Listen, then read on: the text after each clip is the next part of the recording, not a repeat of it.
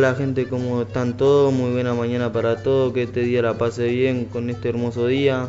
Hoy vamos a charlar con Miguel Martínez, combatiente de Malvinas. Le vamos a hacer una par de preguntas, le voy a pasar con mi compañero. Hola, buen día, ¿cómo le va? Nada, que tengan un hermoso día. Sí, hoy vamos a estar charlando un poquito de Malvinas con el presentador Miguel Martínez, que ya lo presento a mi compañero. Nada, me presento Ramiro de Florencio Varela. Acá estoy con mi compañero. Hola, buenos días, me llamo Ulises, soy de Ciudadela y le estamos entrevistando a Miguel Martínez. ¿Cómo le va, Miguel Martínez? ¿Cómo está? Hola, buen día chicos. Bueno, gracias por la invitación. Les agradezco poder estar con ustedes y bueno, espero poder compartir este momento y algunos otros más cuando ustedes quieran y responder a sus inquietudes. Así que bueno, cuentan con mi presencia y eso para mí es gratificante. Muchas gracias, Martínez. La edad, tenés 64, me dijiste, ¿no? Sí, 64 años. 64. ¿Y a qué te dedicas hoy en día, Martín? Hoy estoy jubilado, así que bueno, trabajé en educación y bueno, ahora estoy jubilado. Mira, ¿qué edad tenía cuando fuiste a nadar? 19 años tenía yo cuando estuve allá. Joven, ¿o no? Y así fueron muchos conocidos tuyos. Conocidos sí, digamos, algunos, pero bueno, nos conocíamos del servicio militar. Claro. Existía esa ley, estoy un poco afónico, existía esa ley en esos momentos del servicio militar obligatorio. Cuando vos tenías 18 años tenías que estar un año dentro de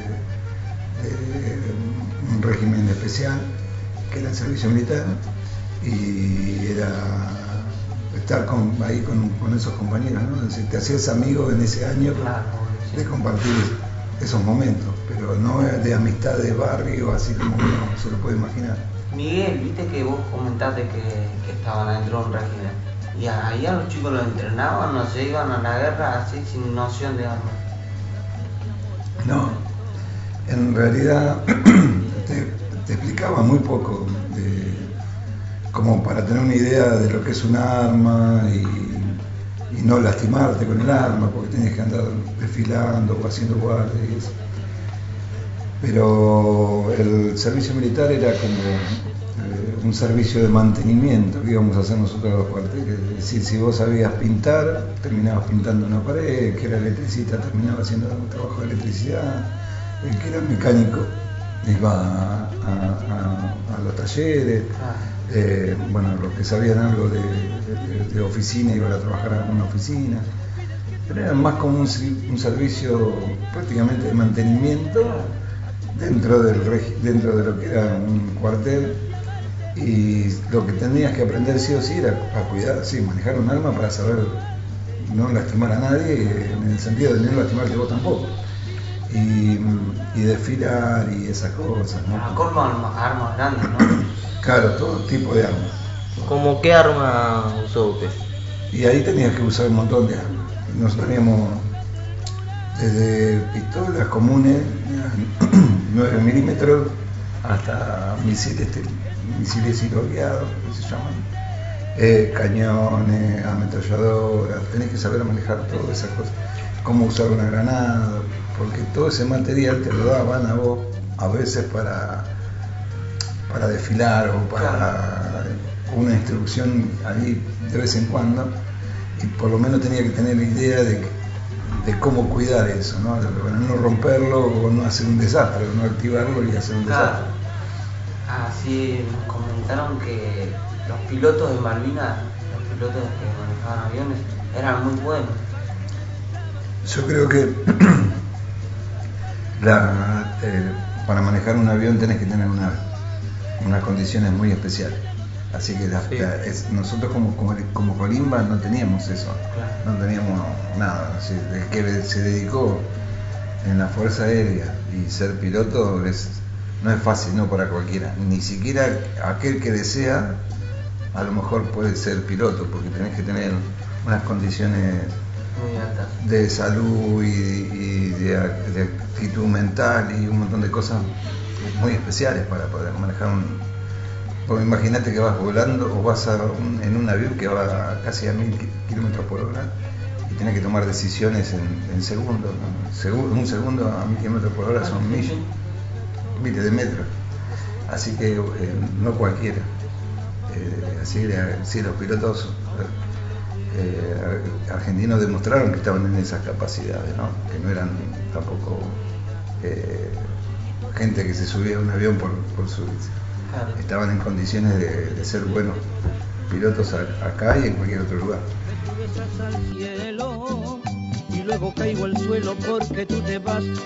Yo me pregunto, Martín, ¿decidiste ir a la guerra o te obligaron? ¿Y por qué? No, yo como les comentaba hace un rato, estaba haciendo el servicio militar, así que tuve que ir obligado, es decir, ya era obligación ir al servicio militar y fue estando en el servicio militar que los jefes decidieron que fuéramos a Malvinas. Así que sí, era así. ¿Hay reglas en la guerra?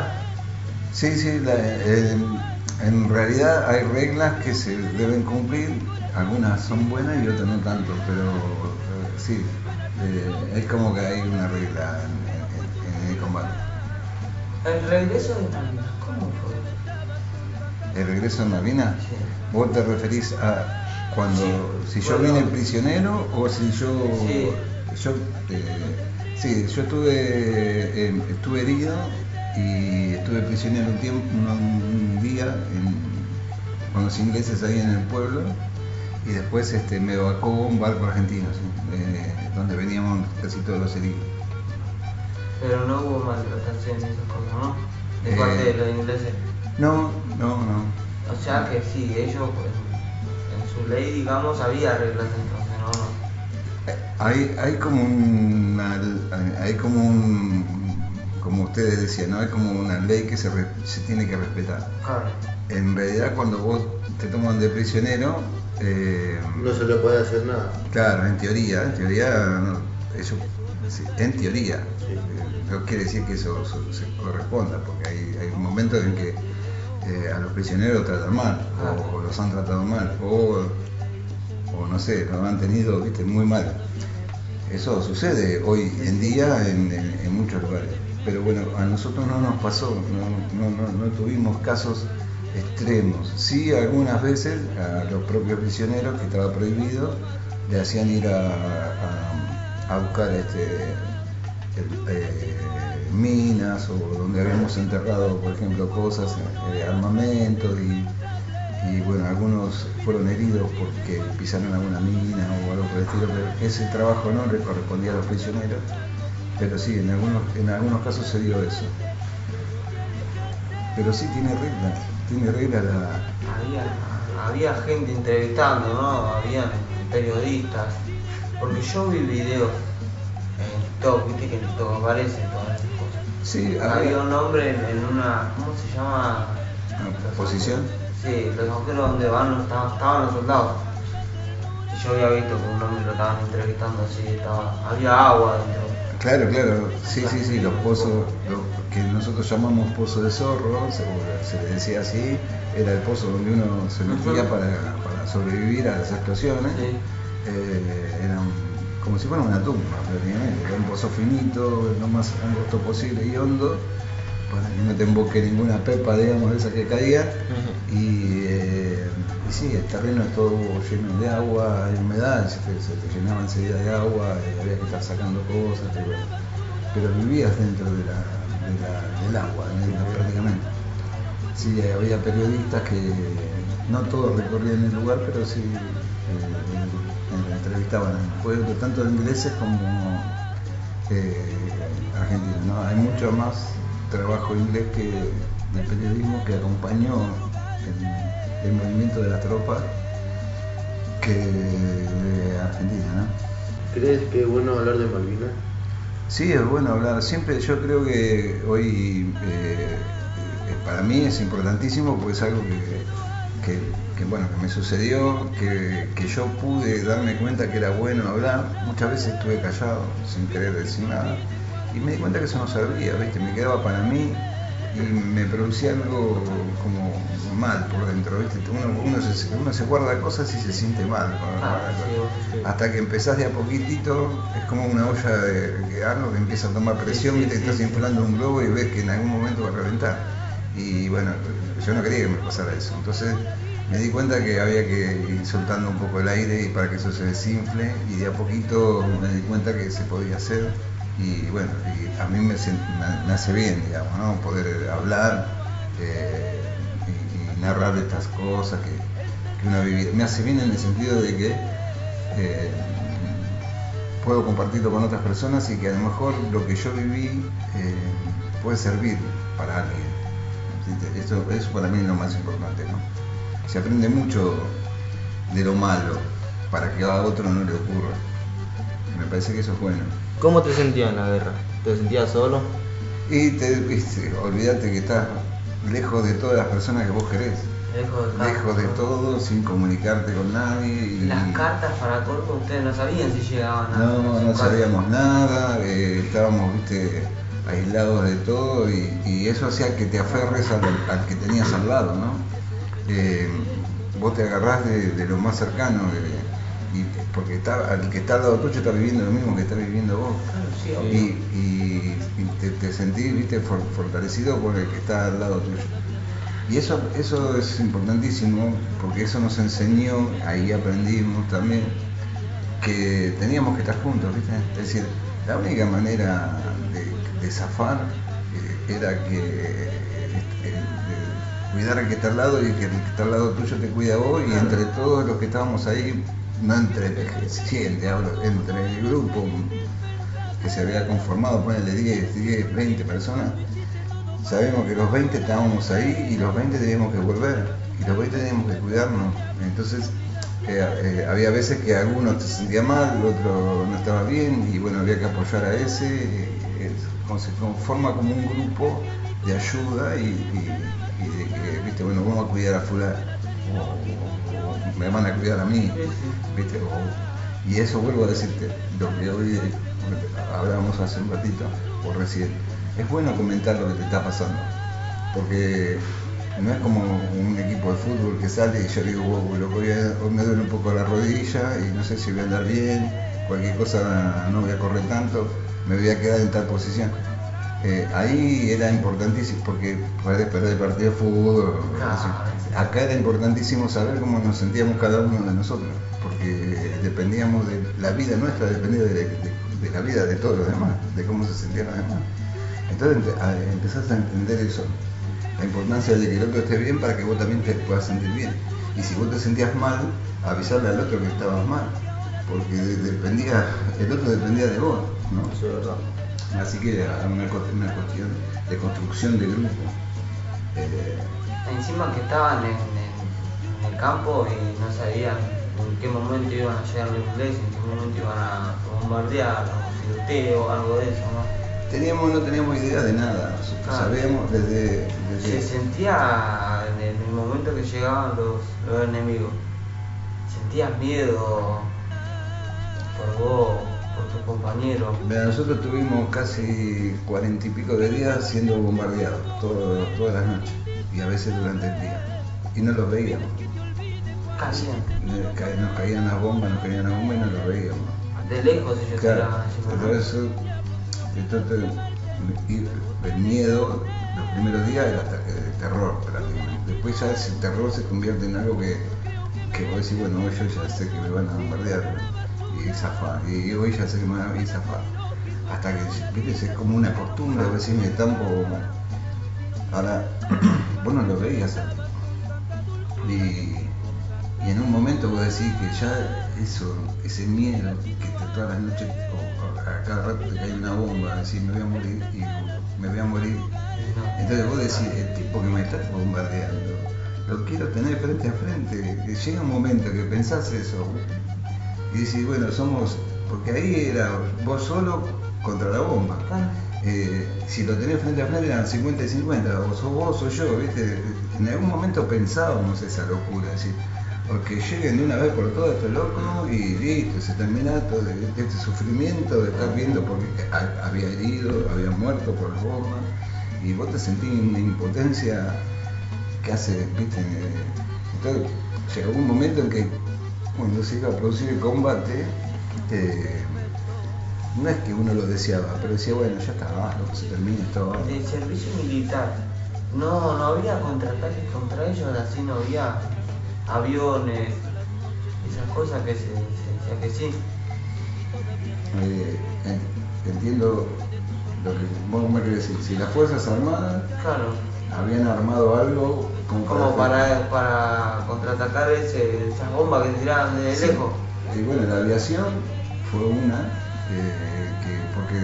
Porque supongo que eran barcos, ¿no? Claro, desde los barcos se acercaban, estábamos muy cerca de la costa, entonces los barcos podían tirar desde 25 kilómetros bombas donde estábamos nosotros. Y también teníamos artillería nuestra en tierra, que también tenían alcance para los barcos. Pero la artillería es difícil explicar si uno no entiende cómo funcionan las armas, porque no es como en las películas. Pero vos imaginate que vos tenés un arma, un cañón que tira a 30 kilómetros. Sabés que a 30 kilómetros llega el proyectil. Ahora no sabés con qué eficiencia llega. Vos sabés que hasta de 30 kilómetros para adelante, para donde está el cañón, en lo que se cruce le podés pegar. Si viene un barco y vos le disparás cuando ya están los 30 kilómetros, el barco pega la vuelta y vos tenés que dejar que el barco entre dentro de ese espacio de tiro que se llama 10 kilómetros más o menos, como para decir, bueno, ahora lo tengo dentro de mi espacio de tiro. Él empiezo a tirar. Si le erro el primer tiro, el barco, se puede que quiera irse, tiene 10 kilómetros todavía, entra a 10 kilómetros, está dentro de tu espacio, hasta los 20 kilómetros de alcance. Vos sabés que hasta los 30 le puedes llegar a tirar, el barco tiene que salir y vos le seguís tirando hasta que salga de la zona de tiro. Entonces, lo mismo pasa con cualquier arma. Vos sabés que tenés que tener ese espacio de zona de tiro para poder ser eficiente.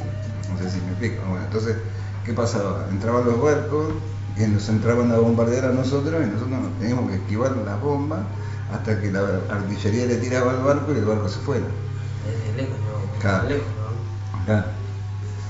El compañero Kevin quiere aportar algo, alguna pregunta. ¿Qué hacía antes de ir a la guerra? Yo estudié y estaba trabajando en una fábrica que se llama Astillero Río Santiago. Así que estaba estudiando ingeniería y trabajaba en la fábrica. Estabas estudiando. ¿Y fue decisión tuya ir a la guerra? No. Como te dije, claro. Hoy fue una obligación. El servicio militar. ¿Y cómo fue el encuentro con ellos? ¿El encuentro con el servicio militar? O sea, ellos te fueron a buscar o... No. Ahora les explico. Claro, fue una obligación. ¿No? Sí, pero o sea, hacía un sorteo a todos los jóvenes, todos los varones que cumplían 18 años, tenían que ir sí o sí a hacer el servicio militar un año. No importa en qué lugar del país estaban, no importa, era obligación. Si uno iba 2 años preso. Así que tenías que ir sí o sí. Y aparte de ir 2 años preso, después no podías trabajar porque eso quedaba en el documento. Tenías un documento, como ahora, pero decía que vos eras desertor a la ley, entonces no entrabas a trabajar en ningún lugar, ni a estudiar ni a nada, eras ¿viste? Así que sí o sí tenías que presentarte al servicio militar. Te decían, bueno, Martín, usted te llegaba un telegrama, tiene que presentarse en tal lugar y vaya a saber a dónde te mandaban, porque podías ir a mí yo era de La Plata y me tocó hacer el servicio militar en La Plata, pero había pibes que eran de acá de La Plata y los mandaron a Córdoba o a, no sé, Ushuaia. Eso era también un lugar que no es que vos deseabas, yo quiero ir como si fuera un paseo, ¿viste? Te mandaban a donde ellos querían y tenías que estar ahí sí o sí un año. Vos no me preguntaste nada también. ¿Te entrenaban un año nomás? ¿Te entrenaban? Sí, pero ese entrenamiento que yo te digo era más que nada para aprender a desfilar. Claro. Y sí aprender, en algún momento fuimos a hacer una práctica de tiro, fuimos a tirar una granada, tampoco era una gran cosa. Era una gran cosa, no era como un soldado profesional que está está todo el día estudiando, nada que ver, nosotros comían en la guerra ahí, ¿qué comían? Allá. Sí. Y los primeros días sí teníamos algo de comida, pero después yo estuve en un lugar que estaba como a 8 kilómetros del pueblo y la comida, aparte que había llegado a la isla antes de que rodearan las islas, no era mucha tampoco, y había que distribuirla y estábamos muy lejos, entonces no llegaba mucha comida, así que comíamos lo que teníamos, lo que podíamos hacer era la poca comida que hacer tipo sopa siempre, meter algo de agua y con algo adentro y calentar eso, que también era un riesgo porque teníamos una cocina que era a leña y echaba mucho humo y cuando vos cocinabas te daban allá. Claro, te descubrías tu posición o descubrías la posición de ese lugar, entonces era muy difícil de comer. Y encima estábamos en un lugar con un clima que era frío, húmedo, llovía todos los días, así que bueno, nada, muy complicado fue comer. Y todo lo que se podía comer era casi, si vos cazabas una oveja, casi te la comías cruda, porque no había con qué calentar, es todo pasto y piedra, y todo mojado, así que si hacías un poquitito de fuego así como para tostar un poco y nada, y comer lo que podías. Yo escuché muchos rumores que decían que si te veían en la calle te llevaban a la guerra, ¿eso es verdad? No, era el servicio militar. Vos no es que porque andabas en la calle. Sí, lo que pasó es que en esa época había un régimen, es decir, no estaba la democracia como está hoy, había una dictadura militar, es decir, que los militares habían tomado el gobierno y habían impuesto un régimen bastante duro con la sociedad, entonces a jóvenes y a cualquiera que anduviera, ¿cómo te puedo explicar? No había tanta libertad como hay hoy, vamos a rebobinar eso.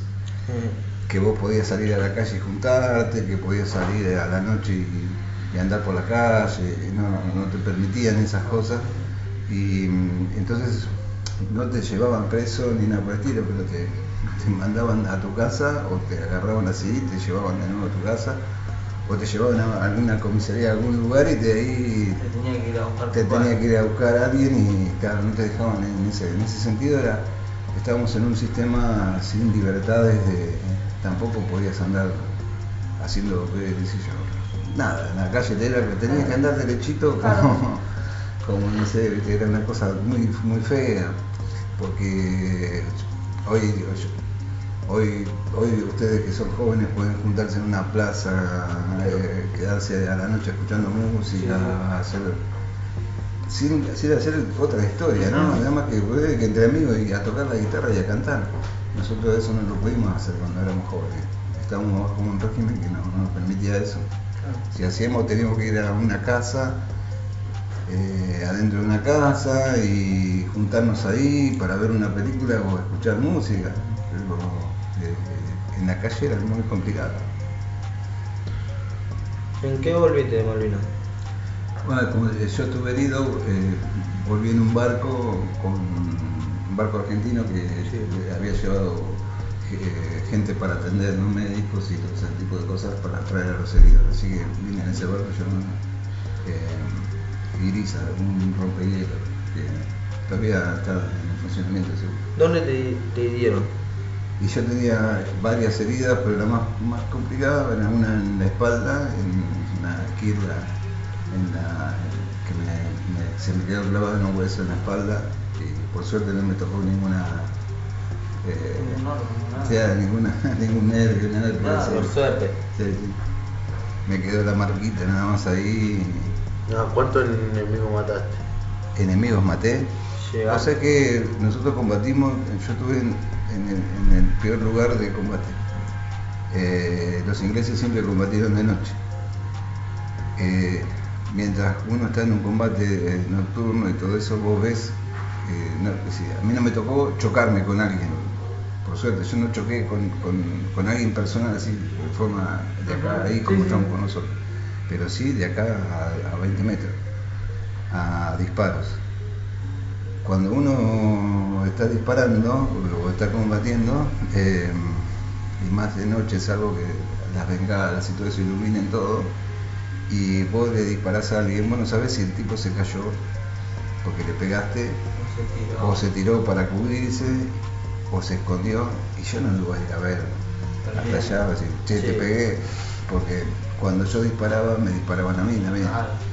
Y cuando uno combate de noche en un lugar que vos no ves dónde están los demás, vos disparás, haces un disparo y te descubrís vos. Entonces vos te estás apuntando a alguien que viene por la derecha y te empiezan a tirar gente que tenías a la izquierda, que no lo habías visto. Entonces es muy difícil, y yo te vuelvo a repetir, no vi a alguien de acá ahí, pero sí a todos los fogonazos que me tiraban, yo tiraba para cubrirme yo. Y nada, y por eso que a veces me dicen, si yo vi a alguien, no pude ver si el tipo que se cayó porque yo le pegué o se escondió. Y creo que he visto por ahí también a compañeros míos que tiraron y vi que ingleses que caían, pero no sé si ellos le pegaron o los tipos quedaron ahí heridos, porque es muy dinámico todo. Vos tenés que disparar y correr, disparar y mover, disparar y mover. Es una guerra, ¿no? Es una guerra. Y hoy ustedes hablaban de si hay reglas en la guerra, ¿no? Y bueno, mientras hay un combate no hay regla. Mientras se está con el combate no hay regla. Ahora cuando termina el ataque, cuando termina el combate sí hay regla. Es decir,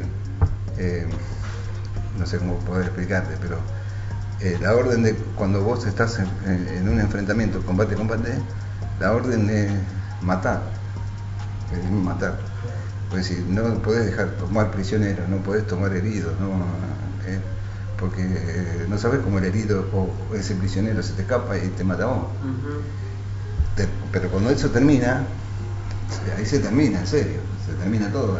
Hay heridos, sí, bueno, vamos, los tomamos, hay prisioneros, pero cuando eso sucede, cuando está casi terminándose el combate, entonces vos decís, bueno, ya sí, pero en lo que es un combate es eso, es muy feo, pero es así, no te queda más remedio.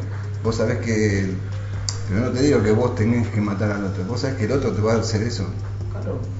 Así que si te vienen a vos, no sabés si después va a venir otro, vos te escondés igual o tratás de cubrirte, o si me dieron, y yo no sé si va a venir otro y me va a rematar.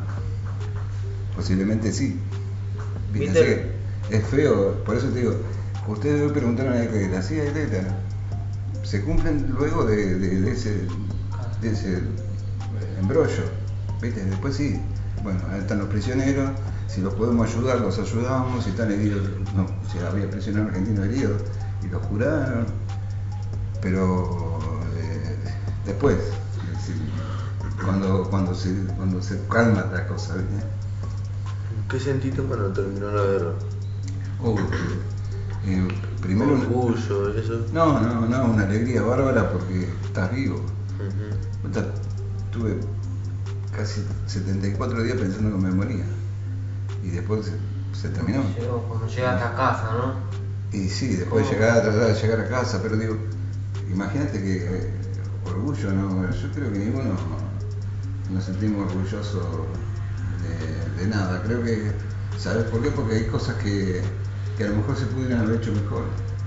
Yo, no sé, yo traté de hacer lo mejor posible para mí y para mis compañeros, pero no sé si fue lo mejor. ¿Viste? De mi grupo éramos 10, murieron 2 y todos terminamos heridos. Y yo no sé si fue bueno, hoy lo pienso ya de adulto, si fue todo lo que hice estuvo bien. Creo que sí, pero no sé, ¿viste? Nadie me reprochó nunca nada, pero digo, yo no puedo sentirme orgulloso de ir a matar gente, ¿viste? Tampoco me siento Yo estuve con ingleses después de Malvinas, después de la guerra y todo lo demás, y no, yo me siento orgulloso de haber matado a alguien que no, el tipo no me tenía bronca. No, ¿Viste? yo Porque las guerras son anónimas, ¿viste? Vos te estás peleando con alguien que el tipo no te conoce. Es como si a vos te pagan para que vos me tires a mí, a mí me pagan, pero vos no me conocés. Pero no tienen cuenta, no tienen nada que ver. No tiene nada que ver, entonces en un momento te dicen, bueno, ya está, listo, se terminó todo esto. Y vos te juntás conmigo y me dices, che, ¿cuánto te pagaban a vos? Y a mí tanto. ¿Me entendés? Y yo no tengo nada contra vos, porque nada, es medio loco. A veces no se entiende. Siempre hay uno más, o sea, la guerra se basaba en que ¿quién formó esa guerra? El presidente, ¿no? Sí, los intereses económicos siempre son... Por eso, y quién mandaban a los civiles, a la gente que no tenía nada que ver. Y los pibes ingleses, porque había muchos jóvenes ingleses que eran pobres también, que se metieron en el ejército, en la marina, todo eso porque no tenían laburo. Entonces se meten, hoy mismo, van a la guerra, a la gente pobre, no el tipo que está bien. Las guerras que ustedes ven, los soldados que ustedes ven, no son soldados porque ¿viste? Se creen que van a hacer, es porque no tienen otro laburo. Entonces los ucranianos que ustedes ven, están los militares, pero después está la gente común, ¿viste? Que dicen, no tenés laburo, vení, no estate acá, total. Y aparte, y después las consecuencias son así, ¿viste? Son feas. En ese combate, ¿viste caer a alguno de tus compañeros? Sí, más de 10. Más de 10, de mi grupo mucho. ¿Qué pensabas vos en ese momento? Y vos en ese momento no podés pensar, yo creo que no, la mente de todo estaba como fuera, como que estás en otro lugar, no podés creer todo eso, no podés creer. Entonces no podés reaccionar a ver qué es lo que pasa. Lo que sí es doloroso no es ver solamente que el que está muerto, sino el que está herido. Y eso es más fuerte. Eso es más fuerte porque imagínate que vos no podés hacer nada. Estamos los 4 acá, te vienen a vos y el hospital más cercano está en la ciudad de La Plata. Y no hay médico, no hay nada, y a vos te pegaron un tiro y tenés la pata colgando. Yo te tengo que ayudar a ver cómo hago para que no te dé sangre, y vos estás a los gritos. ¿Y qué puedo hacer? No va a venir un helicóptero como en las películas a buscarte, ¿entendés? Entonces lo más fuerte para nosotros fue ver a los heridos, que no sabían si se sobrevivían, si los podíamos llegar a sacar. Eso fue lo más doloroso, ¿no? El que se murió, bueno, vos veías, ya está, no está sufriendo, pero viste que estaba a los gritos, y ¿qué hace? Sí, Es horrible, de verdad. es desesperante, ¿eh? Eso es, y muchas veces llama más la atención, ¿no? Claro, y muchas veces, bueno, hoy en la guerra se usan municiones más chicas, porque antes se usaban municiones más pesadas como para asegurar la muerte, es decir, que te disparen y te maten. Y hoy se hace al revés, se buscan municiones más pequeñas, que vos puedas tener muchas más, pero vos sabés, los tipos saben que al herir a alguien, estamos nosotros 4 acá, y alguien nos dispara y te hieren a mí, y alguien se va a tener que hacer cargo de mí, y yo voy a estar mal, y todos se van a poner mal. Si yo estoy muerto, ya está, ustedes van a seguir. Si estoy muerto, ustedes van a seguir, pero si yo estoy herido, alguien se va a tener que hacer cargo de mí o tratar de ayudarme, y a usted su cabeza se va a poner a pensar si alguien lo está ayudando a Miguel o no. Entonces eso también es psicológico. Se usa muchas veces, se prefiere herir a varios para causar ese problemita. Entonces todos los demás se sienten mal y ya te saca de foco, ¿viste? Pues si tengo 4 heridos, tipos que están ahí, a alguien lo tengo que dejar ahí, y cómo manejas eso, ¿viste? Bueno, la guerra es fría en ese sentido. Y si tenés como un médico que pueda hacer algo, o dos médicos, o un lugar donde vos podés llevar a alguien, seguramente vas a llevar al que está mejor, que tiene la menor herida, porque es el que puede volver más rápido a combatir. Sí. El que está muy jodido, por más que lo quieras ayudar, después no va a volver. Esto es como una máquina, ¿se entiende? Se rompe una máquina y llama al mecánico y te dice, mira, esta va a tardar una semana en arreglarse, esta 2 días, esta te la arreglo en media hora. Bueno, arreglame esa máquina enseguida para que podamos seguir trabajando, ¿viste? Y es así. ¿Cómo te sentís ahora? Hoy como ciudadano o Sí. como persona, y yo creo que pude rehacer mi vida bastante, no fue fácil, pero pude rehacer mi vida y me siento una persona satisfecha en el sentido de que me casé, tengo hijos, tengo nieta, amigos, bueno, me gusta la música, y uno va reconstruyendo esas cosas, pero vuelvo a comentarles, chicos, pude sacar todo eso que me decía mal, ¿no? Todas esas historias que yo les cuento, antes me causaba, hasta me daba no sé qué contarlo. Y hoy lo puedo decir y me siento bien. Me parece que también es algo que sirve para aprender. Creo que esto puede llegar a servir para que los jóvenes entiendan que la guerra no es linda, que no hay odio en la guerra. Buenos días al que está al frente, te obliga a tirarle a alguien. Y aparte es un laburo de grupo, de unión, nadie se salva solo, vos dependés muchísimo del que está al lado tuyo. Tu grupo, ¿no? Los grupos. No podés dejar a nadie, ¿eh? Es decir, eso lo aprendés. Y no porque es así, porque necesitas la ayuda de todos, ¿viste? Aunque por ahí estás peleado, por ahí estás discutiendo porque nos peleábamos con algunos porque vos cazaste la oveja, no me dejaste un pedacito de mí, vos te comiste un pedacito. Pero independientemente de esas cosas que sucedían así, pues, tontas, cuando se ponía la cosa muy jodida, estábamos todos juntos. Y eso nos sirvió. Y como experiencia, yo te digo que 40 y pico de años de la guerra, ya 42, 43 va a ser, qué sé yo, años de la guerra. El grupo, muchos de los que estuvimos en Malvinas, después que volvimos, tuvimos muchos problemas. Entonces, la única manera de solucionarlo fue volver de nuevo a juntarnos, como hacíamos con los ingleses para combatir, para juntarnos para tratar de resolver nuestros problemas. Sí. Y nos empezamos a juntar, y de tratar en grupo de ir solucionando todo. Y nos juntamos una vez por semana. Y hace 40 y pico de años que nos juntamos una vez por semana. No dejamos de juntarnos. Qué bueno. Porque eso, siempre aparecen problemas. Y eso nos enseñó que reclamar o pedir algo por mí, si yo iba por mi cuenta, no me iban a dar bola. O tal vez sí o no, pero íbamos todos juntos y era distinto.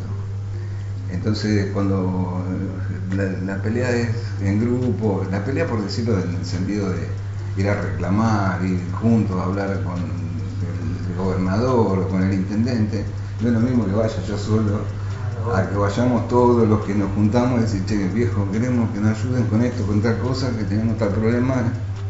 ¿Se entiende? Entonces, también esa experiencia de grupo en Malvinas contra el inglés o contra la naturaleza propia del hambre, del frío, de todo lo demás, nos hizo entender de que teníamos que trabajar en grupo y que en grupo sí se sale. En grupo podés conseguir cosas. Y todas las cosas que hemos conseguido como beneficios para nuestra salud, para nuestros hijos, para lo que sea, lo hemos conseguido porque fuimos en grupo. A golpear las puertas, a cortar una calle, a quedarnos sentados así hasta que nos atendieran, ¿viste? Pero no es lo mismo que vaya yo solo y me siente así, digo, no, a que nos sentemos 200 personas en la puerta de la casa de gobierno a que nos atiendan, ¿viste? ¿Era fácil conseguir laburo? No, porque vos venís de un lugar donde hay algo en la cabeza que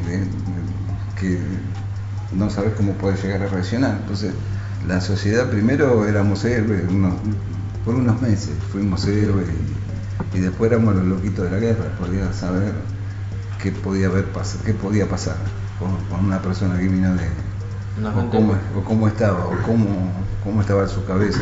Se pagaron cuando terminó la guerra.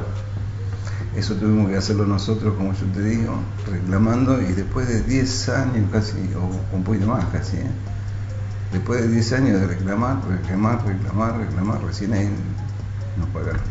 ¿Cuánto le dieron más o menos?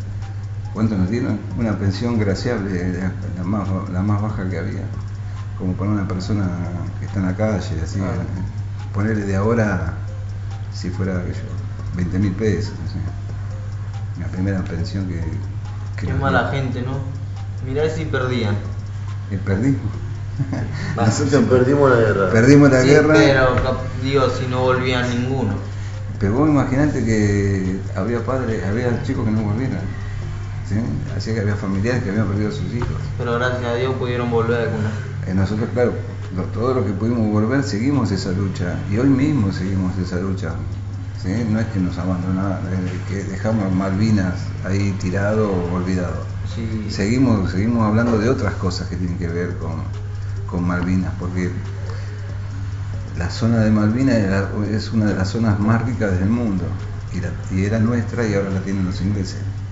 Y la verdad que hay que pelear para que nos devuelvan eso. Decís que se tenía una gran pregunta. ¿Vos decís que en algún momento esas islas se van a volver a pelear?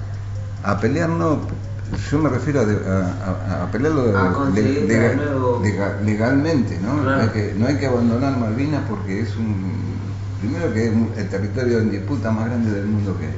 Segundo, por la riqueza que tiene. Y tercero, y más que nada porque eso nos serviría a todos. La riqueza ¿cómo te puedo decir? En recuerdos. Claro. Valioso recuerdo, ¿no?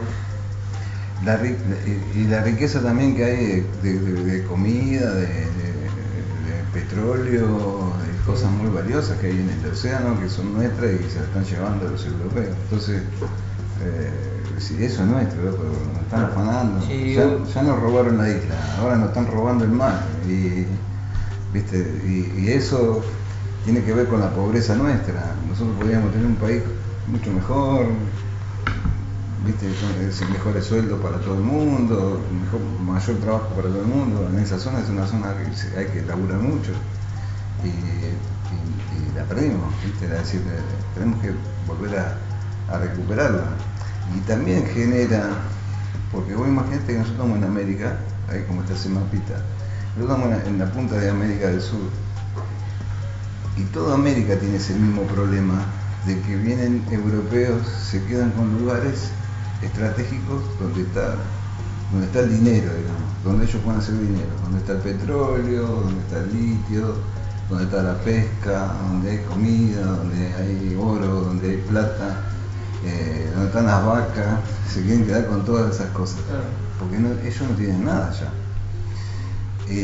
No tienen gas, no tienen nada, no hay petróleo, no hay nada en Europa, y es chiquitita así Europa comparada con América. Gracias a Malvinas no tienen todo eso. Y claro, y Malvinas es una parte de todas esas cosas que ellos necesitan. Entonces, nosotros no es que le estamos negando a los europeos, no. Hay una parte de nosotros que ellos necesitan. Claro, sí. Dejá que te lo vendo yo, no me vengas a robar. ¿Viste? Es decir, como si yo tuviera 20 gallinas, vos venís, me sacás 15 y me decís que sos bueno porque... yo, si querés te las vendo, todas las gallinas que quieras, pero comprámelas a mí, no me las robes. ¿Se entiende? Entonces, bueno, eso en América Latina pasa, y como ocurre con Malvinas, pasa en otros lugares de América Latina. Entonces también hay en toda América Latina una cierto apoyo en ese sentido de decir, bueno, que los europeos, chinos, lo que sea, que no son de este lugar, nos sigan robando las riquezas nuestras, ¿viste? Sea el oro, sea el mar, sea lo que sea. Hay todo una problemática con eso en toda América Latina, que hace que también apoyen el reclamo nuestro de Malvinas. Es decir, todos los países casi latinoamericanos apoyan eso, ¿viste? Porque les pasa a ellos también. Le roban a los brasileños, le roban a los mexicanos, le roban a los colombianos, le roban a todo el mundo, a los peruanos, a todos. Entonces, todo eso genera que como se llama, que haya un reclamo, el reclamo argentino de Malvinas sea apoyado por todo lo demás. Y nosotros sabemos que es así. El interés que hay es impresionante. Entonces, si no nos ayudamos entre los países, esto que yo estaba hablando hoy, de cooperar entre nosotros para poder salir adelante, es muy difícil. Y la única esperanza creo que es que todos los países nos pongamos de acuerdo y decir, bueno, viejo, ustedes quieren, nosotros no les estamos negando ni el petróleo, ni el litio, ni nada. Pero déjense de joder, no nos roben. Se lo vendemos nosotros. Y dennos algo a nosotros, pues si te lleva el litio, te lleva todo, y en Jujuy, en cosas, la gente está muriéndose de hambre. ¿Cómo puede ser? Te querés llevar la carne argentina, la soja argentina, todo, y en esas provincias la gente se muere de hambre. Sí, es nuestro eso. Entonces, bueno, todo eso mismo sucede en toda América. Y se crea toda esa sensación de que puede haber un reclamo en algún momento general y que nos pongamos todos los pantalones largos y a discutir, no ir a pelear, ir a discutir y decir, a ver si nos ponemos de acuerdo y se dejan de jorobar, nos tiran algo para nosotros y nosotros le damos lo que ustedes quieran, pero no nos van a morir de hambre el pueblo, ¿sí?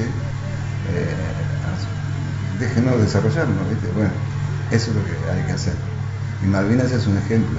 Y nosotros por eso seguimos peleando en Malvinas y hablando de Malvinas como un lugar de pertenencia también latinoamericana.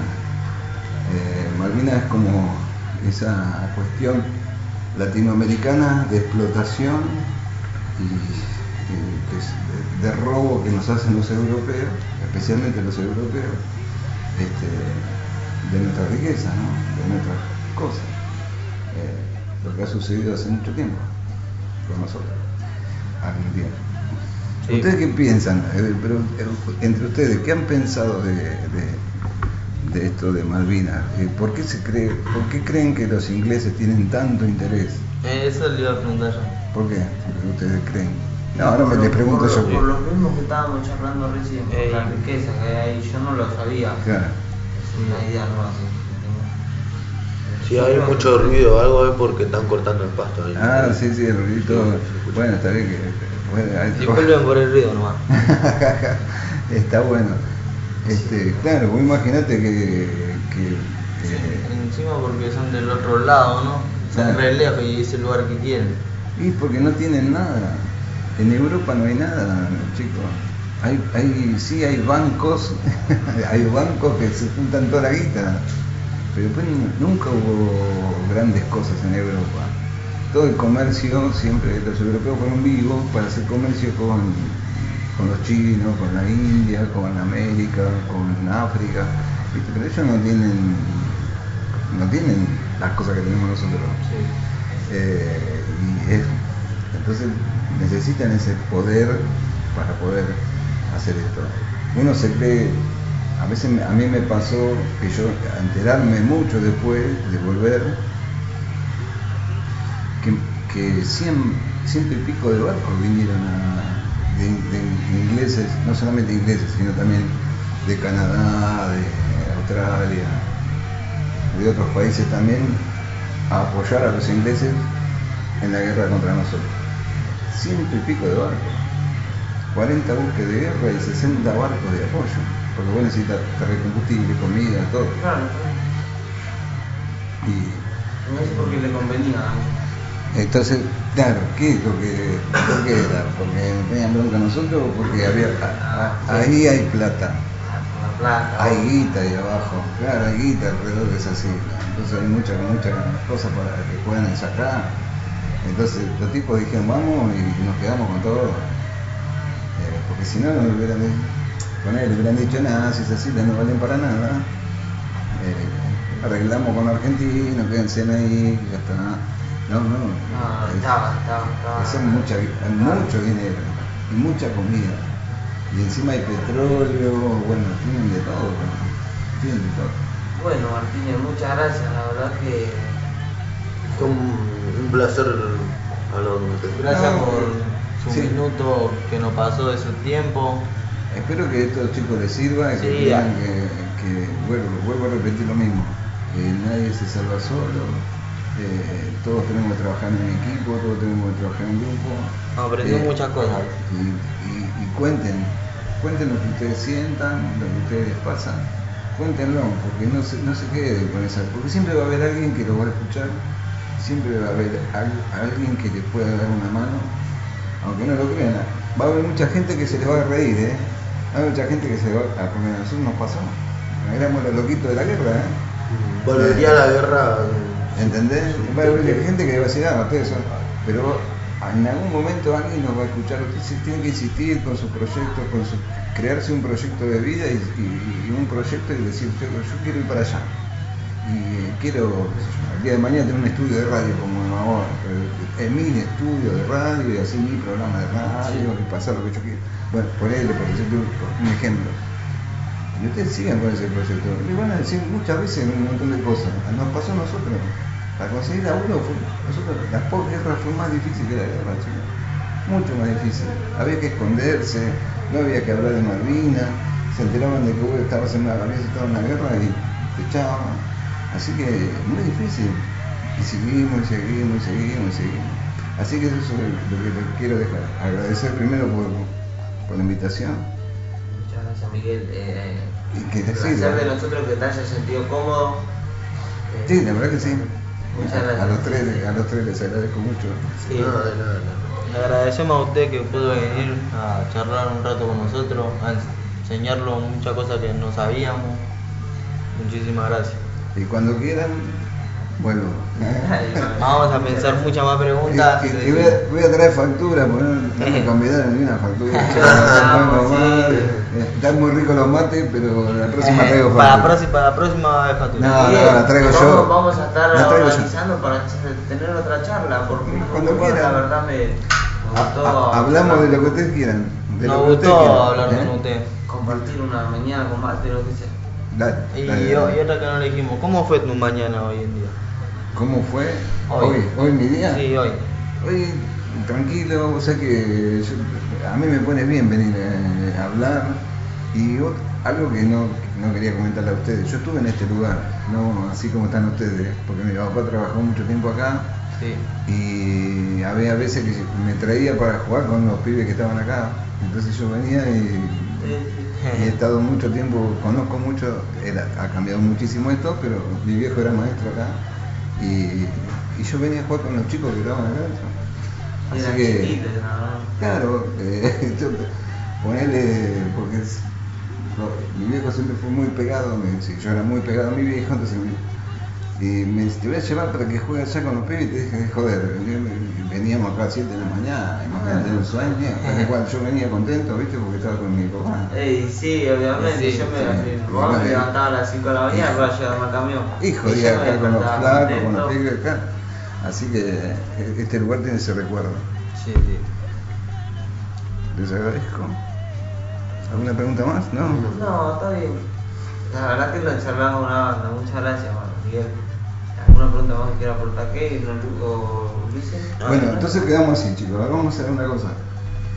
Me invitan al próximo programa, yo traigo la factura y comemos. Dale. Ahí está. ¿Listo? Dale. Hasta luego. Dale, bueno, Dale. buenísimo. Gracias, Chao, gracias. gracias. Saludos, Daniel. Gracias a toda la gente que se quedaron estos minutos para escucharnos hablar con Miguel Martínez. Gracias por quedarse. Que la pasen muy bien este día. Que me besabas con tanta dulzura y con tanta ternura. Si hubiera sido antes, a ti ya no tendría estas ganas de rogarte.